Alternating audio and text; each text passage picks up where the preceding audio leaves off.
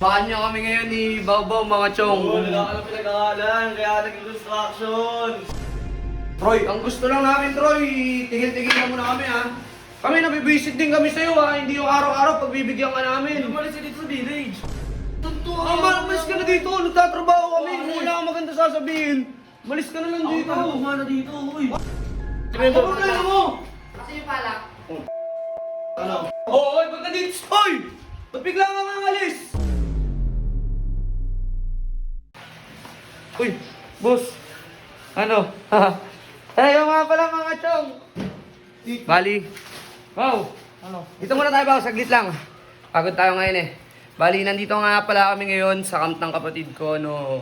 O kung tawagin ay 150's boot camp. Nandito na kami. Bali, ang ginagawa na lang namin ngayon ni Bawbaw para ma-survive namin yung araw-araw. Extra kami dito. Tulong-tulong kami sa kanila. Kung tawagin kami dito, helper. Tulungan namin yung mga, ano namin dito, yung mga mason namin, no. Sarap din dito, buhay na pagiging helper, pagiging construction. Ang sarap din kasi marami kang makikilalang o marami kang malalaman na kwento na mas nakakaantig talaga kaysa sa mga naririnig dito sa tabi. Kaya samahan niyo kami ngayon ni Bawbaw, mga chong. Oo, wala ka lang pinag-aaralan, kaya naging construction. Paano ako pasokin dito? Ano to, pinag-aaral kasi yung mga tao kayo. Taka-taka kayo sa buhay, kaya wala kayo napapala eh. Troy, ang gusto lang namin, Troy, tigil-tigil mo na kami, ha? Kami, nabibisit din kami sa'yo, ha? Hindi yung araw-araw pagbibigyan ka namin. Umalis ka dito sa village. Paano ka alis? Ikaw ako umalis dito, bahay ng kapatid ko to, eh. Hawakan mo. Nakakasuwang ito. Yung bahay. Hintayin ko, sige, hihintayin ko yung araw na mag-18 ka.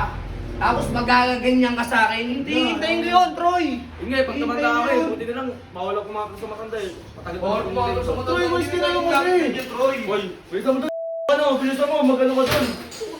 Malis ka na dito, nagtatrabaho kami. Kung wala kang maganda sasabihin, malis ka na lang dito. Ako na dito, uy. Paano ka kapagmana ka eh? Kung ka nangira dito eh. Wala ka pala eh. Mapagawa ng tatay ko to eh, bobo ka Kapag pala wala ng tatay, oh, wala ka ng tatay. Tanda mo, iniwan ka ng tatay mo sa damuhan. Bilisan nyo gawa dyan, bilisan nyo. Anong gumawa dyan? Malis ka na nga dito. Hoy, akin yan. Damputin mo Ano yun. problema mo? Kasi yung palak. Ano? Oo, ba't ka dito? Hoy! Ba't bigla ka nga alis? Ako gawa, magugusto ticket doon. Gustong pinggan. Oh! Halika dito! Ang tapang mo kanina eh. Ano, wala ka pa lang sinabi. Eh, di pala eh.